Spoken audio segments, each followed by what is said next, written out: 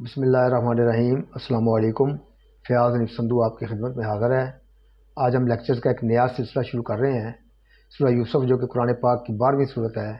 اس میں اللہ پاک نے حضرت یوسف علیہ السلام کا قصہ نہایت تفصیل کے ساتھ بیان فرمایا ہے۔ ہمارے لیے ضروری ہے کہ ہم اس اصل قصہ کو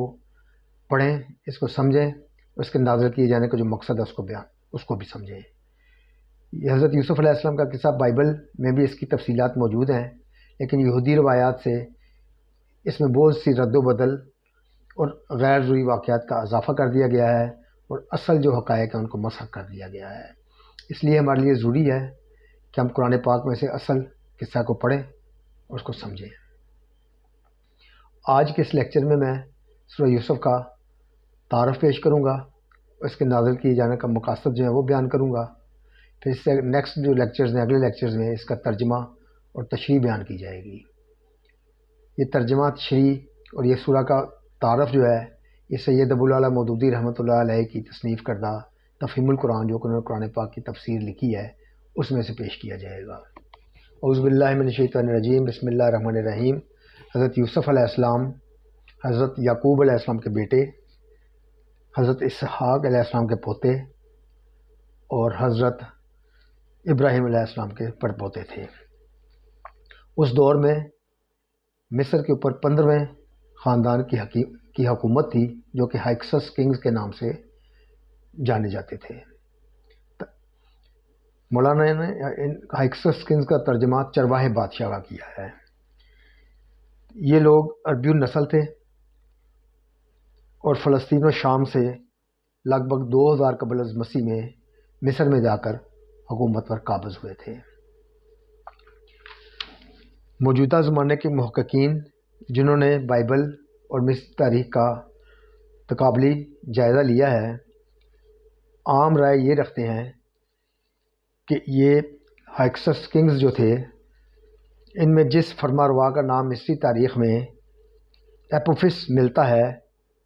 وہ حضرت یوسف علیہ السلام کا ہم عصر تھا۔ اس وقت مصر کا دارالسلطنت قاہرہ کے جنوب میں 14 میل کے فاصلے پر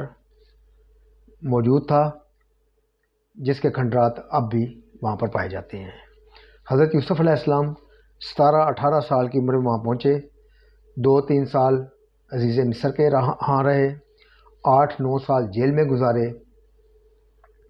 30 سال کی عمر میں حکومت کے فرما روا مقرر ہوئے، اور 80 سال تک بلا شرکت غیر تمام مملکت مصر پر حکومت کرتے رہے۔ اپنی حکومت کے 9ویں یا 10ویں سال انہوں نے حضرت یعقوب علیہ السلام کو اپنے پورے خاندان کے ساتھ فلسطین سے مصر بلا لیا اور اس علاقے میں آباد کیا جو کہ قاہرہ کے قریب ہے۔ حضرت موسیٰ کے زمانے تک یہ لوگ اس علاقے میں آباد رہے، اور بائبل کا بیان ہے کہ حضرت یوسف علیہ السلام نے 110 سال کی عمر میں وفات پائی۔ اس سورہ کے مضمون سے معلوم ہوتا ہے کہ یہ زمانہ قیام مکہ کے آخری دور میں نازل ہوئی ہوگی، جبکہ قریش کے لوگ اس مسئلے پر غور کر رہے تھے کہ نبی صلی اللہ علیہ وسلم کو قتل کر دیں یا جلا وطن کر دیں یا قید کر دیں۔ اس زمانہ میں بعض کفار مکہ نے غالباً یہودیوں کے اشارے پر نبی صلی اللہ علیہ وسلم کا امتحان لینے کے لیے آپ سے سوال کیا کہ بنی اسرائیل کے مصر جانے کا کیا سبب ہوا۔ چونکہ اہل عرب اس قصہ سے ناواقف تھے، اس کا نام و نشان تک ان کے ہاں روایات میں نہ پایا جاتا تھا، اور خود نبی صلی اللہ علیہ وسلم کی زبان سے بھی اس سے پہلے کبھی اس کا ذکر نہ سنا گیا تھا۔ اس لیے انہیں توقع تھی کہ آپ یا تو مفصل جواب نہ دے سکیں گے یا اس وقت ٹال مٹول کر کے بعد کسی یہودی سے پوچھنے کی کوشش کریں گے، اور اس طرح آپ کا بھرم کھل جائے گا۔ لیکن اس امتحان میں انہیں الٹی منہ کی کھانی پڑی۔ اللہ تعالیٰ نے صرف یہی نہیں کیا کہ فوراً اسی وقت یوسف علیہ السلام کا یہ پورا قصہ آپ کی زبان پر جاری کر دیا، بلکہ مزید برآں اس قصے کو قریش کے اس معاملہ پر بھی چشمہ کر دیا جو وہ برادران یوسف کی طرح حضرت صلی اللہ علیہ وسلم کے ساتھ کر رہے تھے۔ اس طرح یہ قصہ 2 اہم مقاصد کے لیے نازل فرمایا گیا۔ ایک یہ کہ حضرت محمد صلی اللہ علیہ وسلم کی نبوت کا ثبوت، وہ بھی مخالفین کا اپنا منہ مانگا ثبوت وہاں پہنچایا جائے، اور ان کے خود تجویز کردہ امتحان میں یہ ثابت کر دیا جائے کہ آپ سنی سنائی باتیں بیان نہیں کرتے، بلکہ فی الواقع آپ کو وحی کے ذریعے سے علم حاصل ہوتا ہے، اس دوسرے یہ کہ سرداران قریش اور محمد صلی اللہ علیہ وسلم کے درمیان اس وقت جو معاملہ چل رہا تھا،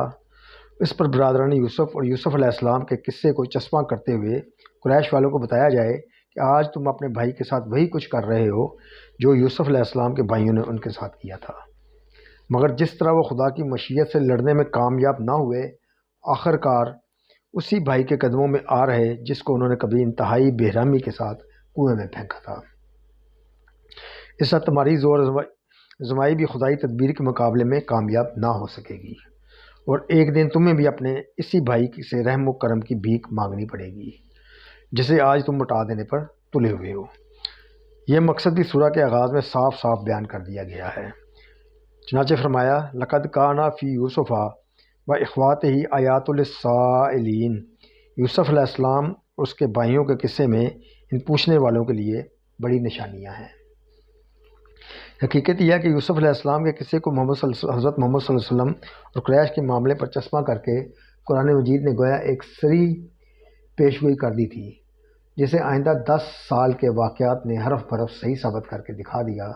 کہ اس سورہ کے نزول پر 1.5-2 سال ہی گزرے ہوں گے کہ قریش والوں نے برادران یوسف کی طرح حضرت محمد صلی اللہ علیہ وسلم کے قتل کی سازش کی، اور آپ کو مجبوراً ان سے جان بچا کر مکہ سے نکلنا پڑا۔ پھر ان کی توقعات کے بالکل برخلاف آپ کو بھی جلا وطنی میں ویسا ہی عروج و اقتدار نصیب ہوا جیسا حضرت یوسف علیہ السلام کو ہوا تھا۔ پھر فتح مکہ کے موقع پر ٹھیک وہی کچھ پیش آیا جو مصر کے پایہ تخت میں یوسف علیہ السلام کے سامنے ان کے بھائیوں کی آخری حضوری کے موقع پر پیش آیا تھا۔ وہاں جب برادران یوسف انتہائی عجز و درماندگی کی حالت میں ان کے آگے ہاتھ پھیلائے کھڑے تھے اور یہ کہہ رہے تھے کہ تصدق علینا ان اللہ یجزی المتصدقین، ہم پر صدقہ کیجئے، اللہ صدقہ کرنے والوں کو نیک جزا دیتا ہے۔ تو یوسف علیہ السلام نے انتقام کی قدرت رکھنے کے باوجود انہیں معاف کر دیا اور فرمایا لا تثریب علیکم اليوم یغفر اللہ لکم وہو ارحم الراحمین، آج تم پر کوئی گرفت نہیں، اللہ تمہیں معاف کرے، وہ سب رحم کرنے والوں سے بڑھ کر رحم کرنے والا ہے۔ اسی طرح یہاں جب حضرت محمد صلی اللہ علیہ وسلم کے سامنے شکست خوردہ قریش سرنگوں کھڑے ہوئے تھے اور حضرت صلی اللہ علیہ وسلم ان کے ایک ظلم کا بدلہ لینے پر قادر تھے، تو آپ نے ان سے پوچھا تمہارا کیا خیال ہے، میں تمہارے ساتھ کیا معاملہ کروں گا؟ انہوں نے عرض کیا آپ ایک عالی ظرف بھائی ہیں اور ایک عالی ظرف بھائی کے بیٹے ہیں۔ تو حضور صلی اللہ علیہ وسلم نے فرمایا میں تمہیں وہی جواب دیتا ہوں جو یوسف علیہ السلام نے اپنے بھائیوں کو دیا تھا کہ آج تم پر کوئی گرفت نہیں، جاؤ تمہیں معاف کیا۔ یہ دو پہلو تو اس سورہ میں مقصدی حیثیت رکھتے ہیں، لیکن اس قصے کو بھی قرآن مجید محض قصہ گوئی و تاریخ نگاری کے طور پر بیان نہیں کرتا، بلکہ اپنے قاعدے کے مطابق وہ اسے اپنی اصل دعوت کی تبلیغ میں استعمال کرتا ہے۔ وہ اس پوری داستان میں یہ بات نمایاں کر کے دکھاتا ہے کہ حضرت ابراہیم علیہ السلام، حضرت اسحاق علیہ السلام، حضرت یعقوب علیہ السلام اور حضرت یوسف علیہ السلام کا دین وہی تھا جو حضرت محمد صلی اللہ علیہ وسلم کا ہے، اسی چیز کی طرف وہ بھی دعوت دیتے تھے جس کی طرف آج حضرت محمد صلی اللہ علیہ وسلم دے رہے ہیں۔ پھر وہ ایک طرف حضرت یعقوب علیہ السلام اور حضرت یوسف علیہ السلام کے کردار اور دوسری طرف برادران یوسف علیہ السلام کے قافلہ تجار، عزیز مصر اور اس کی بیوی، بیگمات مصر اور حکام مصر کے کردار ایک دوسرے کے مقابلہ میں رکھ دیتا ہے، اور محض اپنے انداز بیان سے سامعین و ناظرین کے سامنے یہ سوال پیش کرتا ہے کہ دیکھو ایک نمونے کے کردار تو وہ ہیں جو اسلام یعنی خدا کی بندگی اور حساب آخرت کے یقین سے پیدا ہوتے ہیں، اور دوسرے نمونے کے کردار وہ ہیں جو کفر و جاہلیت اور دنیا پرستی اور خدا و آخرت سے بے نیازی کے سانچوں میں ڈل کر تیار ہوتے ہیں۔ اب تم خود اپنے ضمیر سے پوچھو کہ وہ ان سے کس نمونے کے لوگوں کو پسند کرتا ہے۔ پھر اس قصے سے قرآن حکیم ایک اور گہری حقیقت بھی انسان کے ذہن نشین کرتا ہے، اور وہ یہ ہے کہ اللہ تعالیٰ جو کام کرنا چاہتا ہے وہ بہرحال پورا ہو کر رہتا ہے۔ انسان اپنی تدبیروں سے اس کے منصوبوں کو روکنے اور بدلنے میں کبھی کامیاب نہیں ہو سکتا، بلکہ بسا اوقات انسان ایک کام اپنے منصوبے کی خاطر کرتا ہے اور سمجھتا ہے کہ میں نے ٹھیک نشانے پر تیر مار دیا، مگر نتیجہ میں ثابت ہوتا ہے کہ اللہ نے اسی کے ہاتھوں سے وہ کام لے لیا جو اس کے منصوبے کے خلاف اور اللہ کے منصوبے کے عین مطابق تھا۔ یوسف علیہ السلام کے بھائی جب ان کو کنویں میں پھینک رہے تھے تو ان کا گمان تھا کہ ہم نے اپنی راہ کے کانٹے کو ہمیشہ کے لیے ہٹا دیا، مگر فی الواقع انہوں نے یوسف علیہ السلام کو اس بام عروج کی پہلی سیڑھی پر اپنے ہاتھوں لا کھڑا کیا جس پر اللہ ان کو پہنچانا چاہتا تھا، اور اپنی اس حرکت سے انہوں نے خود اپنے لیے اگر کچھ کمایا تو بس یہ کہ یوسف علیہ السلام کے بام عروج پر پہنچنے کے بعد بجائے اس کے کہ وہ عزت کے ساتھ اپنے بھائی کی ملاقات کو جاتے، انہیں ندامت و شرمساری کے ساتھ اسی بھائی کے سامنے سرنگوں ہونا پڑا۔ عزیز مصر کی بیوی حضرت یوسف علیہ السلام کو قید خانے بھجوا کر اپنے نزدیک تو ان سے انتقام لے رہی تھی، مگر فی الواقع اس نے ان کے لیے تخت سلطنت پر پہنچنے کا راستہ صاف کیا، اور اپنی اس تدبیر سے خود اپنے لیے اس کے سوا کچھ نہ کمایا کہ وقت آنے پر فرما روائے ملک کی مربیہ کہلانے کی بجائے اس کو علل اعلان اپنی خیانت کے اطراف کی شرمندگی اٹھانی پڑی۔ یہ محض 2-4 مستثنی واقعات نہیں ہیں، بلکہ تاریخ ایسی بے شمار مثالوں سے بھری پڑی ہے جو اس حقیقت کی گواہی دیتی ہے کہ اللہ جسے اٹھانا چاہتا ہے ساری دنیا مل کر بھی اس کو نہیں گرا سکتی، بلکہ دنیا جس تدبیر کو اس کے گرانے کی انتہائی کارگر اور یقینی تدبیر سمجھ کر اختیار کرتی ہے، اللہ اسی تدبیر میں سے اس کے اٹھنے کی صورتیں نکال دیتا ہے، اور ان لوگوں کے حصے میں رسوائی کے سوا کچھ نہیں آتا جنہوں نے اسے گرانا چاہا تھا، اور اسی طرح اس کے برعکس خدا جسے گرانا چاہتا ہے اسے کوئی تدبیر سنبھال نہیں سکتی، بلکہ سنبھالنے کی ساری تدبیریں الٹی پڑتی ہیں اور ایسی تدبیریں کرنے والوں کو منہ کی کھانی پڑتی ہے۔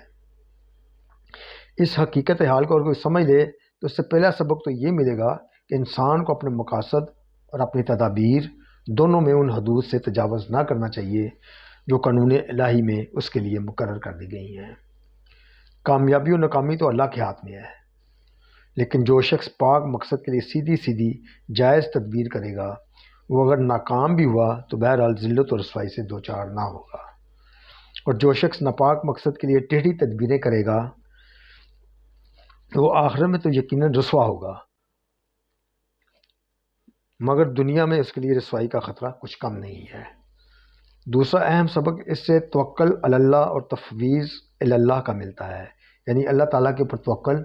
اور خود کو اللہ تعالیٰ کے سپرد کر دینا۔ جو لوگ حق اور صداقت کے لیے سعی و جہد کر رہے ہوں اور دنیا انہیں مٹا دینے پر تلی ہوئی ہو، وہ اگر اس حقیقت کو پیش نظر رکھیں تو انہیں اس سے غیر معمولی تسکین حاصل ہوگی، اور مخالف طاقتوں کی بظاہر نہایت خوفناک تدبیروں کو دیکھ کر وہ قطعاً ہراساں نہ ہوں گے، بلکہ نتائج کو اللہ پر چھوڑتے ہوئے اپنا اخلاقی فرض انجام دیے چلے جائیں گے۔ مگر سب سے بڑا سبق جو اس قصے سے ملتا ہے وہ یہ ہے کہ ایک مرد مومن اگر حقیقی اسلامی سیرت رکھتا ہو اور حکمت سے بھی بہرہ یاب ہو تو وہ محض اپنے اخلاق کے زور سے ایک پورے ملک کو فتح کر سکتا ہے۔ اور یوسف علیہ السلام کو دیکھیے، 17 برس کی عمر میں تنہا بے سود و سامان اجنبی ملک، اور پھر کمزوری کی انتہا یہ کہ غلام بنا کر بیچے گئے ہیں۔ تاریخ کے اس دور میں غلاموں کی جو حیثیت تھی وہ کسی سے پوشیدہ نہیں۔ اس پر مزید یہ کہ ایک شدید اخلاقی جرم کا الزام لگا کر انہیں جیل بھیج دیا گیا جس کی میعاد سزا بھی کوئی نہ تھی۔ اس حالت تک گرا دیے جانے کے بعد وہ محض اپنے ایمان اور اخلاق کے بل پر اٹھتے ہیں اور بالآخر پورے ملک کو مسخر کر لیتے ہیں۔ صدق اللہ العظیم، والسلام، دعا میں یاد رکھیے گا۔